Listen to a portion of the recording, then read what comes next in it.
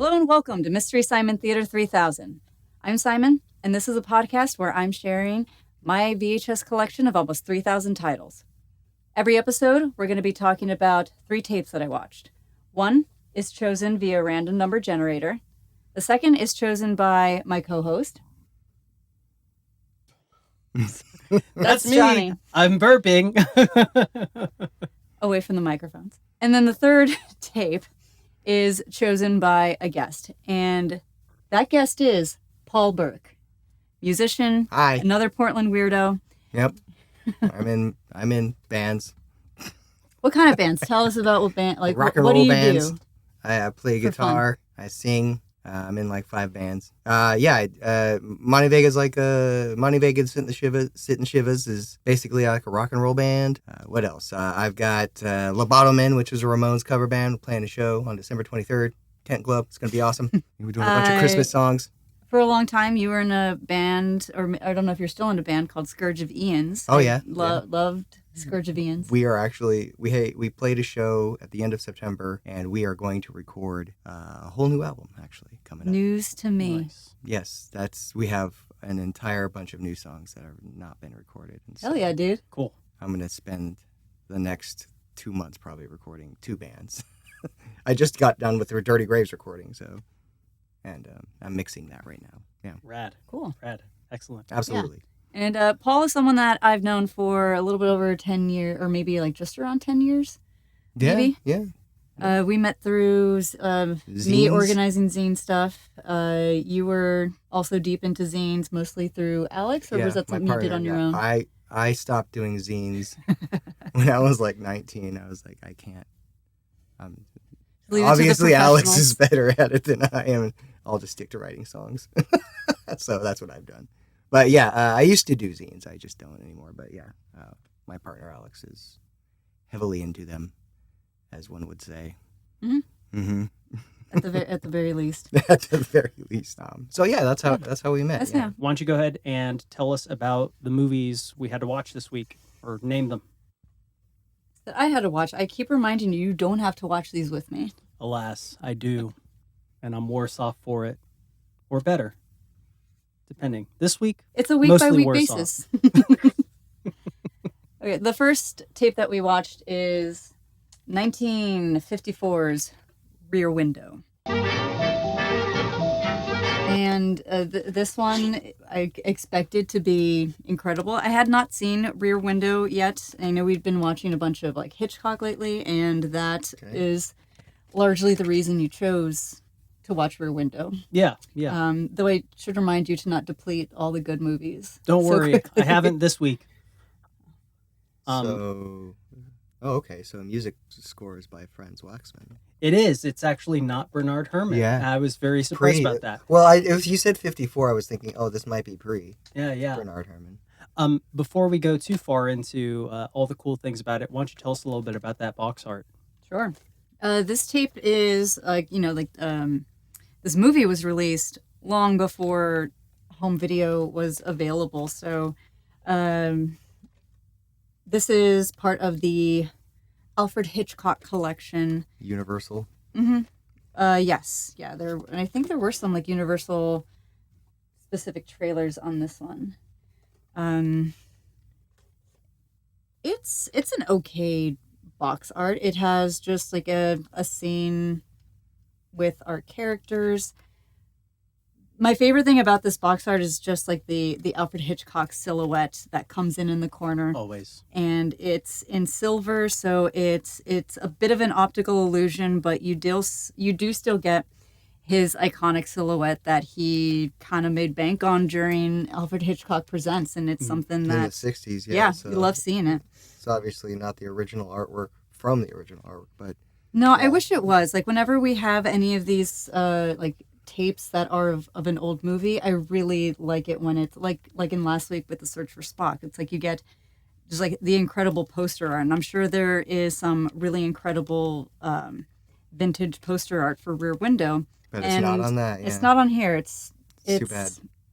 Honestly, I think it's kind of a dull picture or a dull. Like I know what's happening in the scene isn't dull. It's like you have Grace Kelly. She looks like kind of alarmed, and Jimmy Stewart's face is covered by a microphone, binoculars. So it's like, what's going on there? that was a dig at Johnny.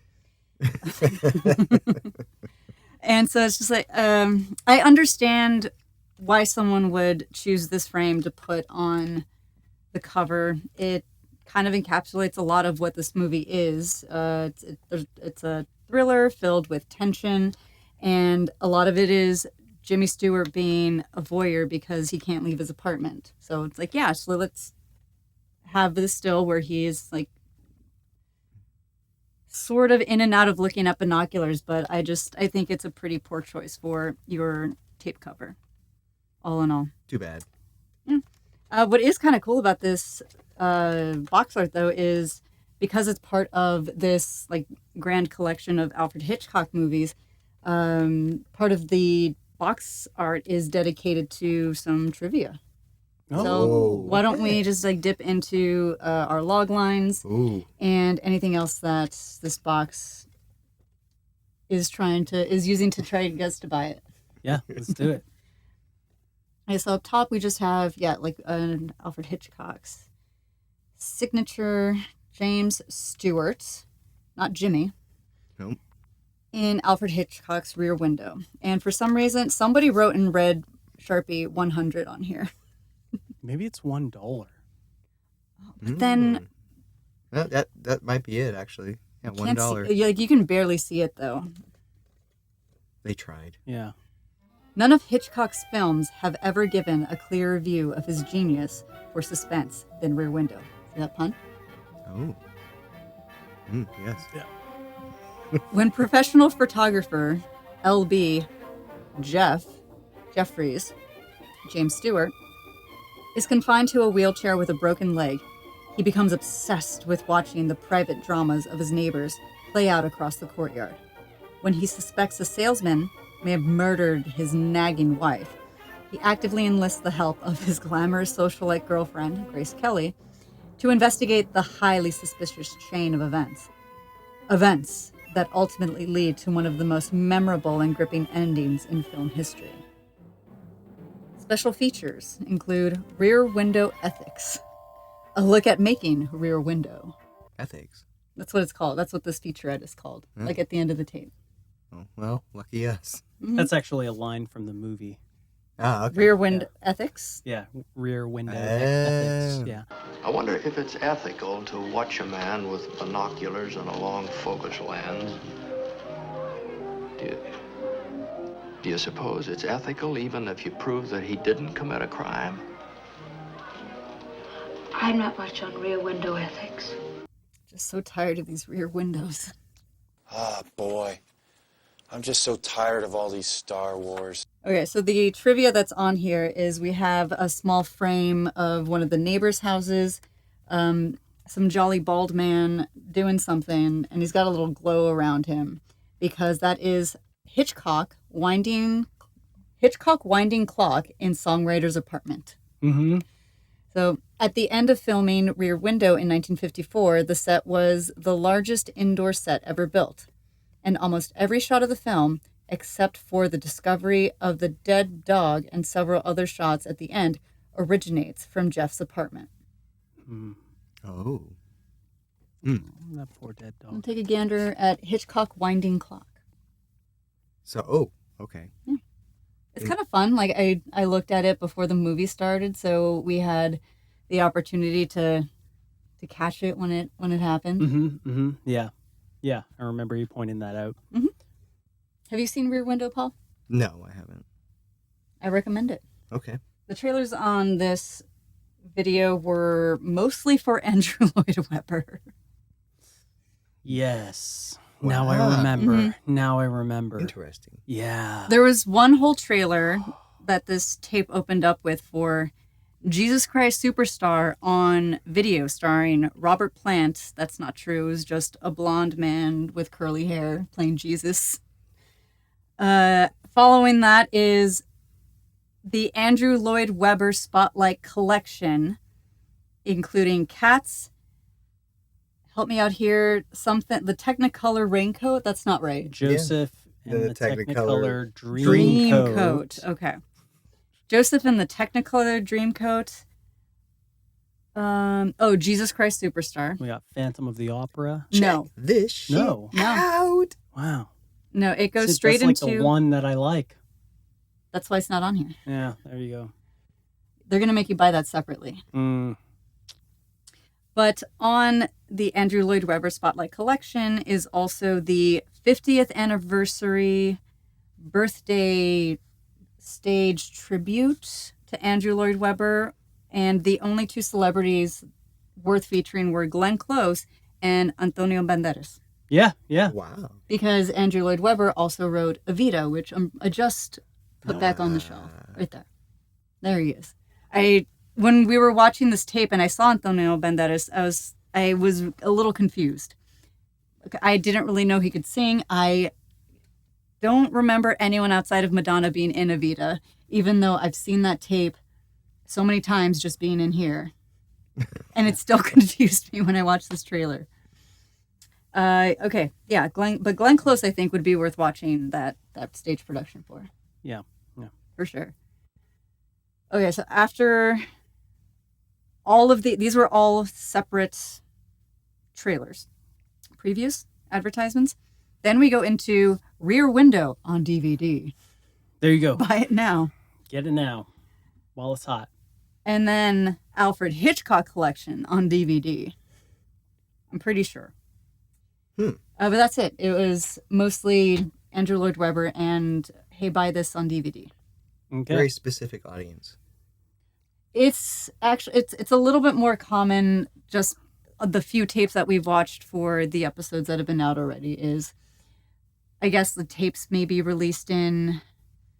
No, this can't have been the 80 something. Yeah, this is Well, it got to says be 82. 90, maybe It says 82 on the print back. might be 82. The print might be 82. Oh, I see. Yeah, what but you're they're.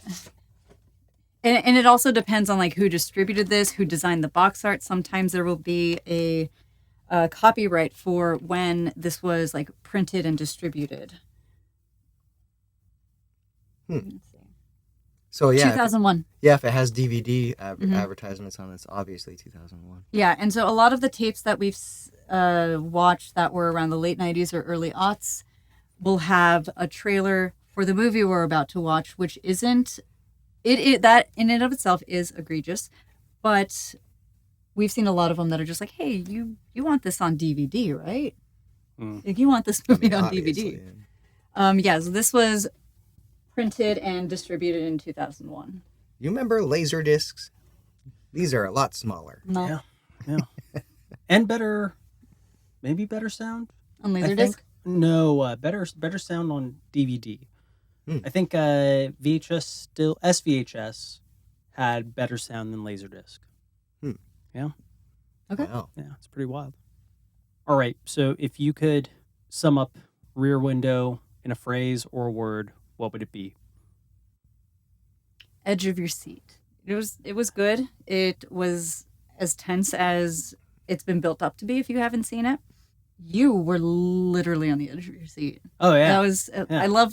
That's one of the things I love about watching movies with you is you act out a lot of what you're feeling. So like you were holding your head a lot of the time, and I do that too. But I don't do it as much as you do. Yeah, I'm like a second run theater. I'm like screaming at the screen, like all of it. Like yeah, Yeah, you're doing breathing Full on exercises. physical reactions. yeah, absolutely, Yeah, absolutely, that's cool. yeah. Yeah, I loved this movie. One thought that I kept having while watching it was that it would make a really good stage play. Mm-hmm.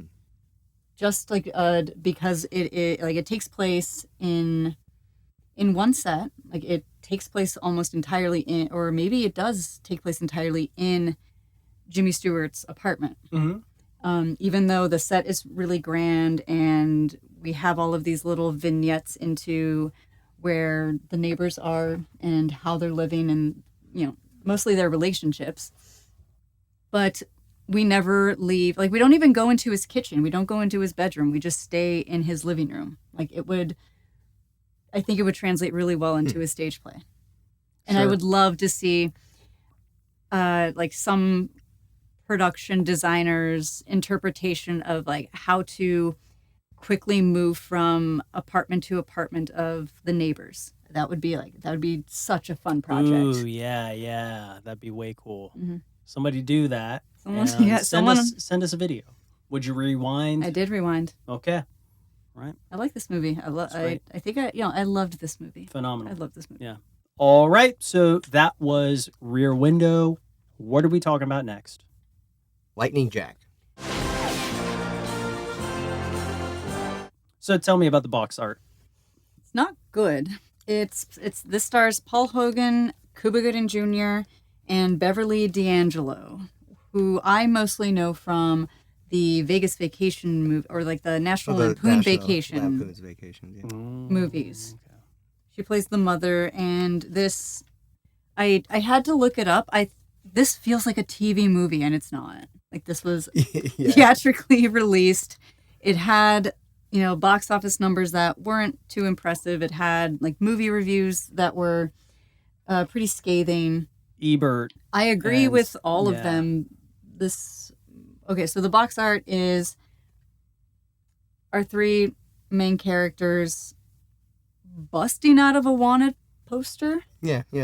It's supposed to be Western. It is supposed to be a Western. It's Paul Hogan, who, was known for Crocodile Dundee, decided to, hey, I'm going to film some of this in the U.S. and in the desert and have fun and write it. I'm going to write this. Total creative control. This is what Paul Hogan with total creative control looks like. This motherfucker wrote, produced, and starred in this movie. Yep. And the production is something that's kind of interesting as far as movies go. The way that money was raised for this movie is actually a significant story in film history. Huh. So that is kind of a weird thing about this movie. Huh. Yeah. How Paul raised the money for the film. Is that why you chose this? Because his name is Paul? No. No, it boiled down to 3 films, I think, and I can't remember all 3 of them. But then I was like, I don't know. I just did it as random, and I was like, I haven't seen this film in forever, so I had to watch it at some point. I watched it once on HBO in the mid-90s, I think. Yeah, so Paul Hogan is an interesting character. I knew him as the Crocodile Dundee, like most Americans my age or even older know him as the Crocodile Dundee. That led me down a rabbit hole of where does Paul Hogan come from? I know he's Australian, but how did he get to be known in America and around the world as this character, this Australian cowboy stereotype? Right. And he had a pretty prolific career as he had a sketch comedy variety show in Australia, which is very funny. We looked up some episodes. It's actually pretty decent. It reminded us of Kids in the Hall. Yeah. I've never seen it. That's nothing. funny. Yeah, nothing about it is central to the Crocodile Dundee character. It is just I have this weird idea and I get to hire a bunch of people to act it out with me, and there's a joke that's set up. Punchlines delivered, and I was just I was very impressed. But it was surreal. Like, a lot of the sketches were the kind of surreal that Kids in the Hall are, which is why it reminded me of them. But it was actually one of the things we thought, okay, maybe if we try to take the most charitable reason why you picked this movie, and assuming that you picked it because you Your name liked is Paul.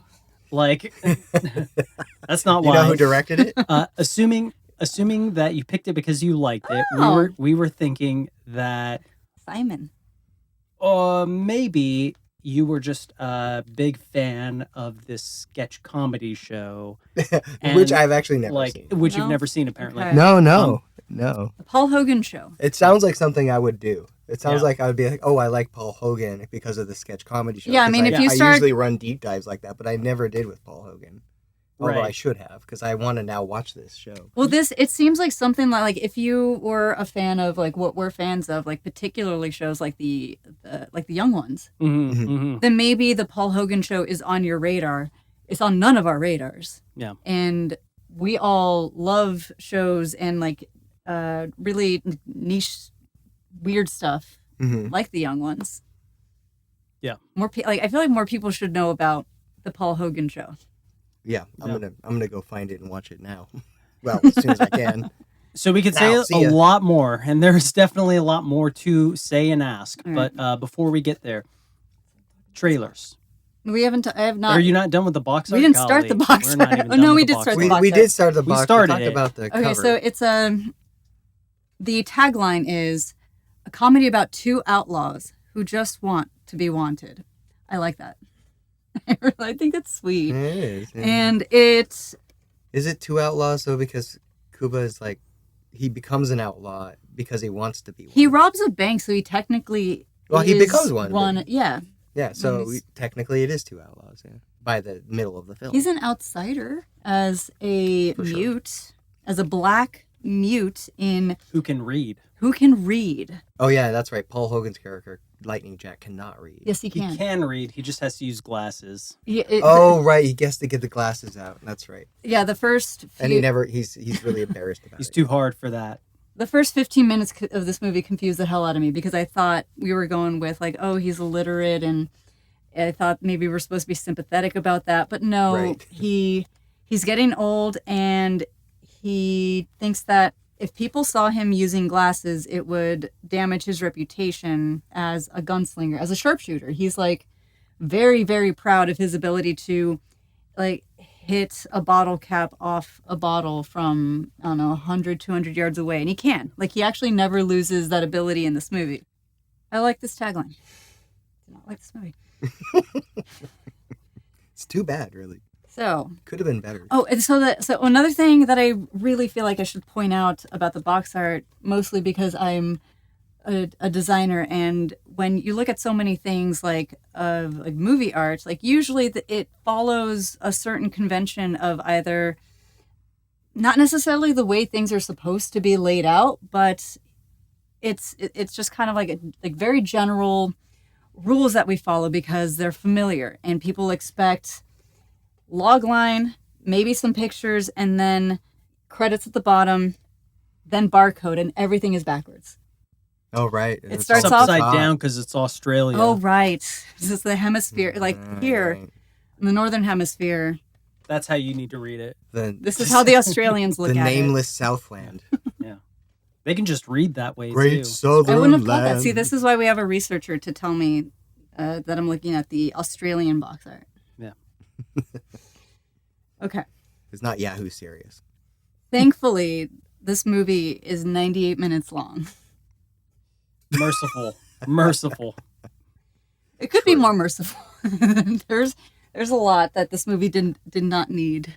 Yeah. There's a lot that this movie did No. not need. Yeah. In this comedy of the wild, untamed West, Paul Hogan, in parentheses, Crocodile Dundee. See, everything is fucking backwards Nasty. about this box. Paul Hogan, Crocodile Dundee, stars as the wild, untamed Lightning Jack Kane.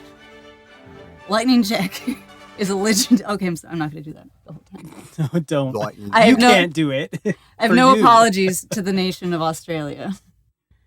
Lightning Jack is a legendary outlaw in his own mind.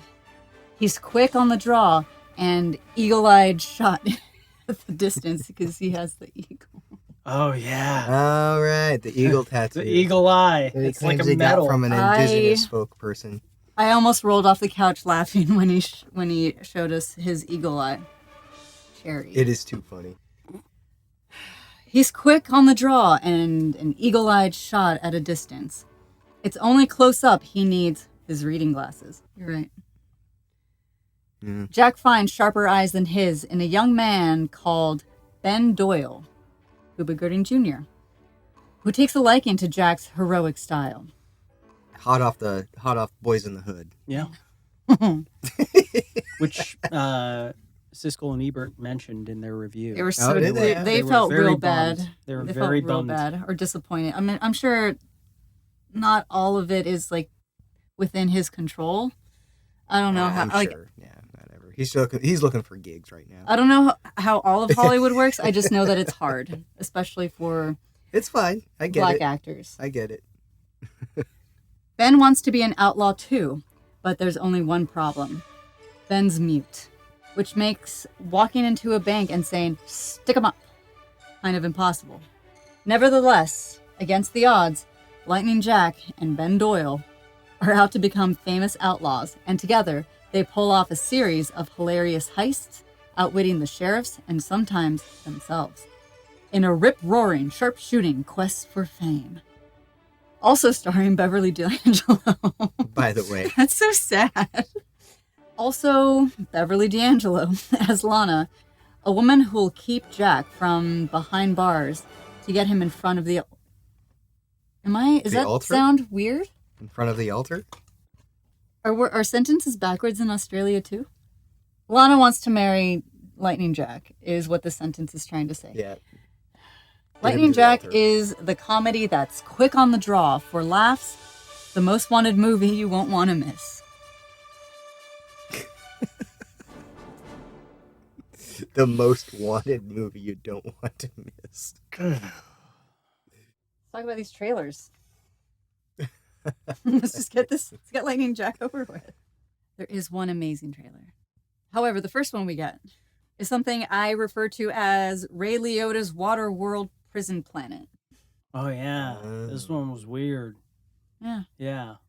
It's also a trailer I've seen before. I just can't remember the other movie that it's on, but I've seen this trailer, and it is wild. I think Lance is in it. Yeah. Lance No Henriksen? Escape? It's just called No Escape, Yeah. which is really difficult to parse out because it's presented like another tagline. There's just like tagline after tagline about this dystopian prison planet, and then it's like No Escape, fade to black, and I was like, was that the title of the movie? I was not sure. Yeah, definitely. Just We are looked sure like- now. Yeah. Following that is my personal favorite John Waters movie, Serial. Serial Mom. That's a good one. I love that movie. We have that movie at home. I watch it at least once a year. I watched it maybe like 2 months ago. Yeah. It's great. No notes. No notes. Spoiler: she eats a million bowls of Lucky Charms at the end. One of the, I don't know what to call it, like in a trailer when you have, like, they're not quite taglines, but something that Serial Mom's trailer said was like, "Move over, Mrs. Doubtfire." Paul, we have questions. Okay. Ask away. First of all, if you could sum this movie up in one word or phrase, what would it be? Congenial. It's All a right. really nice Western. It's probably one of the nicest Westerns out there. It's not even... There's really no real villain in it. Is there? Like, The mayor, okay, sure. politicians, Yeah. Like, who's really the evil person? politicians. And the gang that's chasing after them throughout the entire film? And then there's the Hired men by politicians. indigenous people that were chasing after him for a while. Oh, they were just fun. But that was just Yeah. fun part of it, right? Yeah. Well, they were the fun part of an interesting movie. Yeah, actually, they were. And I'll say this. Your word squares with Simon's thoughts on this film, which our characters have no low points.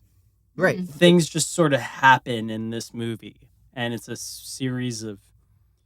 almost a series of vignettes. Yeah. Our yeah. characters feel a little depressed at times, but really no low points to come back of. Nothing really to redeem.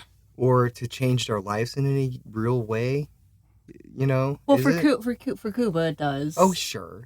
But he's not the main I mean, but character. Lightning Jack also, we're led to believe he maybe got married, or is going to get married. I mean, It's pretty potential. Is there a sequel? they pretty much ride off into the sunset. We got questions for you. We got more. So Johnny would like to know, where were you in your life when you watched Lightning Jack for the first time?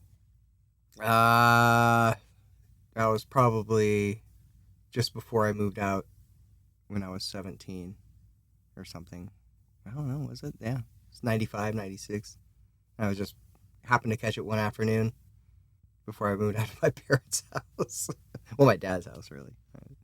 I was working at Denny's as a dishwasher for a graveyard shift, and I just quit, I think. Okay. And I was moving down to Salt Lake Community College. Basically, I was going to start going to college. So Okay. I was like within that realm, somewhere in there, like 95. And it was on a cable somewhere.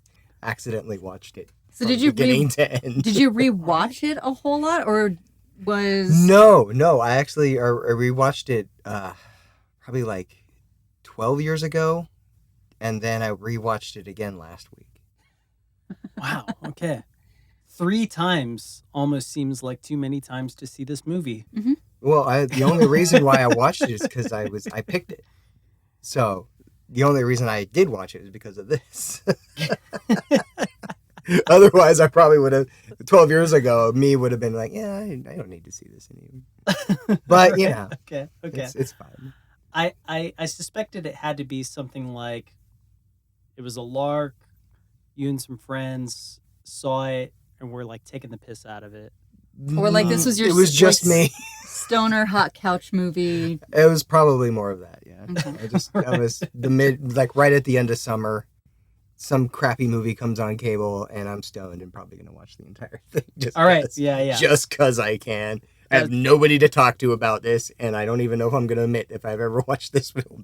It's how so many great experiences really start. Yep. That was probably it.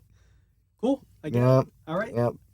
That's a satisfying story for me. I didn't. Okay. I didn't go out and to look for the film. It just came to me one magic afternoon. It left a kind of an impression. Well, I mean, I guess what I liked about it was some of the jokes were sort of funny, There are some jokes that are pretty and good. they do actually land. Yeah. But for the most part, they're very predictable. It's There was some kind of bar scene that I made a note of being funny, and I want to know who wrote it. Oh yeah. Well, I mean, Paul Verhoeven wrote it.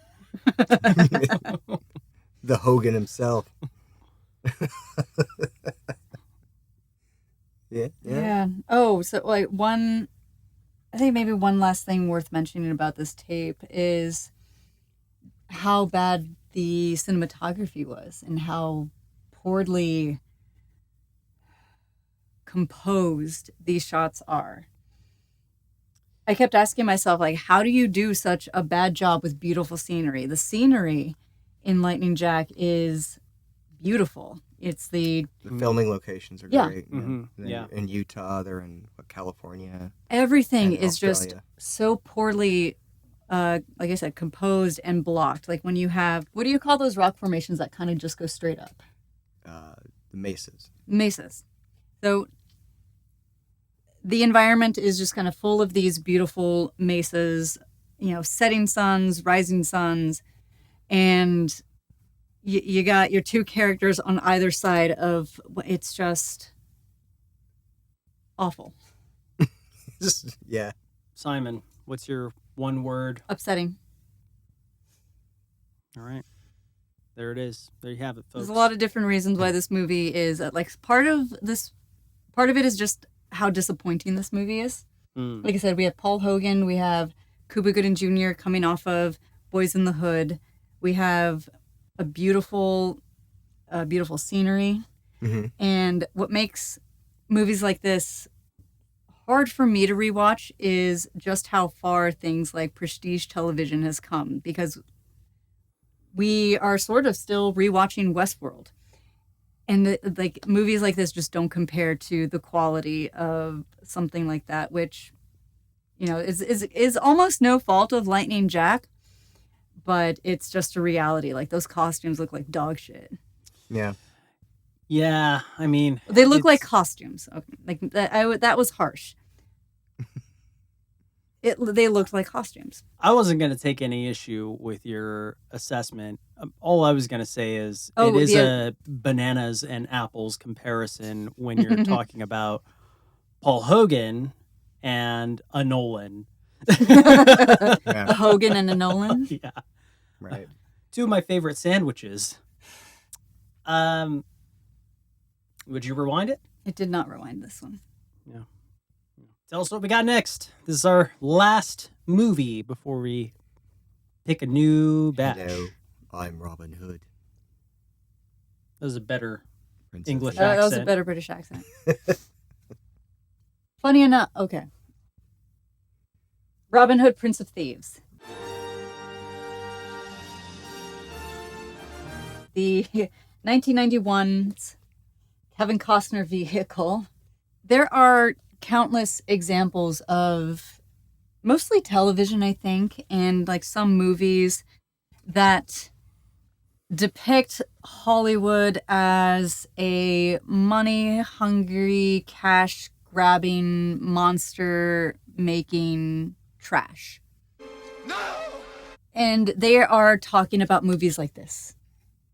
Yep. Things that are supposed to be just like summer action blockbuster, probably casted by committee or negotiated through no audition process. When did that come out? Was it 91. 91? Was it? But was it like during the summer? Oh, I don't know. But I just assumed that this either came out in the summer or maybe in the fall, since it is. I think it was the fall because I remember Okay. I was in school. Okay. I remember being in school and it coming out and people going on dates to go see it. Yeah, and I was like, God help me, I'm not going to see that film. Because that romantic ass Bryan Adams song. Oh yeah. Let's get through this, Is it shall we? Bryan Adams? Yeah. It's not Richard Marx. I say like this isn't a terrible like a photo for the cover. Like I think Kevin Costner looks great. He's got a flaming arrow. It's just I know this movie through infamy, and it delivers on its reputation. Yeah. So In much potential. So every- much wasted potential. Now there was another film that came out at the time that was making fun of it, right? With Robin Hood Men in Tights. right, okay, so that was a direct response to this film almost. So what is interesting is in our last episode we talked about Star Trek 3, The Search for Spock, which I had not seen before, Oh, and discovered that actually most of Spaceballs is parodying, or a lot of Spaceballs is parodying The Search for Spock. it is, yes. And now I have this movie, which I know Robin Hood Men in Tights is taking a lot of like direct jabs at. Yep. One of them is because Johnny hasn't seen Men in Tights, and so I looked up the scene where Carrie always just like says to the camera, like, unlike other Robin Hoods, I can do a British accent. Oh, I was right. like, big words from a man whose American accent is real shaky. but it's better. Wait, is that on my comment or on his accent? On his accent. Yeah, his American accent. See is Seinfeld for awful. reference. Or Saw. I mean, he's been or played American like quite a bit. Like nothing can keep us on track right now. We need to talk about this thing. Yeah. What I mean, All right, there to this say. awesome film that we want to talk about. Thankfully, the logline is very short. Very short. So the cover, like I mentioned, is like actually a pretty good hero shot of our protagonist, hero, main character, Kevin Costner, as Robin of Locksley. The back is fine. You know, there's only one oak tree left in Sherwood Forest, Damn. and it's held up by braces. I am not kidding you. So How sad is that? this begins with 4 stars. One of the most spectacular movies ever made, says Squint? Arch Campbell. Oh, good. That's a name, right? I'm not reading that Yeah, wrong. Arch Campbell. Yeah, Of WRC TV NBC affiliate. we're so lucky to have his opinion. They'll take what they can get. This movie needed to take what it can get. And the log line is, "For the good of all men and all the love of one woman, he fought to uphold the justice by breaking the law." That's it. That's the log line? Yep. There were no trailers. Not to say that like other movies that are an hour. Oh no, this is an hour and 2 hours, 2.5 hours, right? Yeah, it's a date movie. It's Too long. Too long Too is how long this movie of an is. hours. It's just meant for the junior high kids to make out in the back. What's your one-word description of this movie? Sucks. That one was easy. Trite. Yeah. I haven't seen it in like a long time, and I still remember it as being terrible. So, walking away from it the first time seeing it, never gonna see it again. Don't need to. Yeah. This is not a so bad it's fun situation. It is just so bad and oh hey, there's Alan Rickman every once in a while. We didn't even say anything about Christian Slater. I did. I said that his accent, he tried, but his accent was still bad. Okay. See, we'll cut that out. We don't even need to worry about Christian Slater in this film because he doesn't need to be remembered for this film. He's got so many others that are better. I watched Hard Rain this week, and that is a much better Christian Slater, Morgan Freeman movie. What's the one where he's got the baboon heart? It came around at the same time. The fuck? That's the one with Mel Gibson. It's called Braveheart. No, I'm talking about the one with the... What's her name? Never mind. I mean, a few things to just close out about this movie is a problem that I had with the accents is, like, specifically, like, this movie takes place in the 12th century before there was an accent to be called American. Yeah. True. What else? The fights seem well choreographed, but I couldn't tell because they were poorly shot. The montages were the best parts. Mm-hmm. This movie was Hook until it wasn't. Like Sherwood Forest looked like had the same production quality of like Steven Spielberg's Neverland. I half expected John Little to shout "Bangarang," so while he was stick fighting. It's never a good idea to put Kevin Costner in a scene with Alan Rickman. Obviously, because Kevin Costner sucks at acting. Also, He's not terrible. He's just not on the same level. Go ahead and defend him. Alan Rickman has a better I hairline. realize. Yes. Alan Rickman has a better hairline in this Alan movie. Rickman's hair was inspired somewhere along the way by Nick Cave. So it goes without saying. We hit the eject You gonna button. rewind this? No, we hit the eject No? button. Okay, right. Yeah, you give it back to the video store unrewound. It's worth the fine. We got another copy of it, so if anybody wants a copy of this movie on VHS, Look at how much tape that is. let us know. We'll send it to you. You can't balance that. You pay the postage. And now for the mystery part of Mystery Simon Theater 3000. The tapes I have to watch this week. All right. And so before I dole out these tapes, next week's episode, we'll be welcoming my friend Melissa onto the show, who is an improv comic. So one of these will be their draw. So what is this first one? So Probably one of the best films ever created in the late 90s. just take the one furthest from you first. That's Melissa's pick. Aw. That movie has Alan Rickman in it. So we got another Alan Rickman movie, Galaxy Quest. The finest Phenomenal movie. parody movies in existence. This is a perfect film. I don't have to... My one-word description is perfect. I couldn't say that more. It's actually a perfect film. Yeah. It really is. It's... You start it and you're entertained to the end. You're Totally. like, this is really stupid. They're making fun of everything. Yeah, and it's like it's the Spaceballs of Star Trek. What is this one? This is the random pick. Be kind. Oh no. It's a double take. Yeah. It's the complete 6-hour romantic epic. Scarlet. Timothy Dalton, right? Yeah, It that's looks Timothy like Dalton. Yeah, it looks like Timothy Dalton. And Joanne Whalley Kilmer. Timothy Dalton is also a Gallifreyan. He's part of the Doctor Who universe. Oh, he's a Time Lord. Mm-hmm. He's like the president of the Time Lord Council. Whoa. During the David Tennant years. Okay. We got Annabeth Gish. All right. Paul Winfield. Okay, another Paul. Good old Paul. Our buddy Sheen Bean. Oh, I knew. Yeah. he's back. Yeah. He's back. Good old Sean Sean Bond. Bean, Scene Bean, Sean Bond. Sheen Bean. Okay, and so this is your pick? This is a random pick. Okay. Because I can't exhaust all the good films. We lucked out on this one. Did you use the random number generator, or did you turn away and grab I used the something? random number generator. All right. Fate. Ah, Cool. Yeah.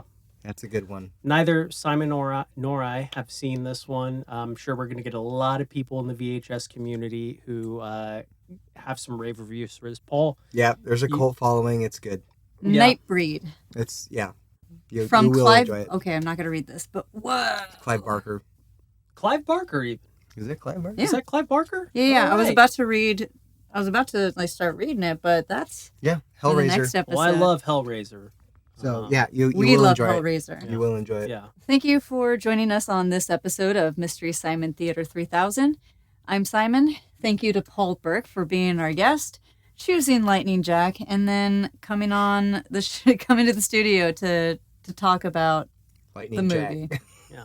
Lightning Jack. Before we let you go, Oh yeah. is there anything you'd like to plug? Anything you want to Tell share the good people who are watching Mystery Simon Theater 3000 or listening, or listening? wherever you get your fine podcasts? Yeah, I mean, basically my band Monty Vegas playing December 8th at Firkin Tavern. This might not be out by then. And that's 4 days from now. Okay, but the 23rd, my Ramones cover band Lobotoman will be playing at Kenton Club, the world famous. The world Kenton famous World Kenton Club. famous. Which, Kenton Club. by the way, there's a reason why it's called the world famous Kenton Club, and it was because there was a film made there. Oh. Ah. Yeah. Okay, Okay. so a pilgrimage for film buffs alike. Yeah. So find out which film was made there, and we might be able to do another. If Show. you live in Portland, I got to say, if you haven't been to a show at Kenton Club, the world's famous Kenton Club, you should go because the sound there is actually pretty awesome. Yep. Yeah, so, Yep. Good times. Yeah. Good place. Nice people. Great. Well, thank you so much for coming in and recording this with us. Absolutely. Thank Anytime. you to producer Johnny for orchestrating all of this, for filming it, for you edited it, and Johnny wrote the intro tunes for Mystery Simon Theater. So thank you for that. yeah. If you want to be a guest on Mystery Simon Theater 3000, you can hit me up in the Instagram DMs. Please like and subscribe if you're watching our YouTube feed. Thank you and good night. See ya. I'll see you on the other side.